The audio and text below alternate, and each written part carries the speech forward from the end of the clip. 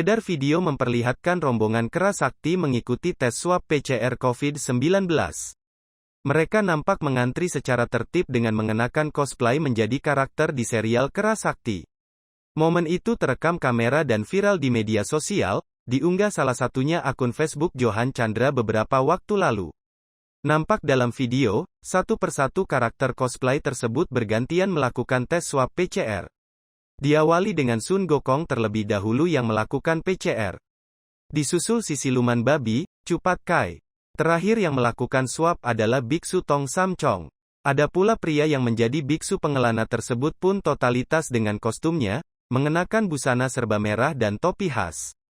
Ketika sedang melakukan perjalanan ke barat mengambil kitab suci, Galuput juga kena swab, kelakar Johan selaku pengunggah video.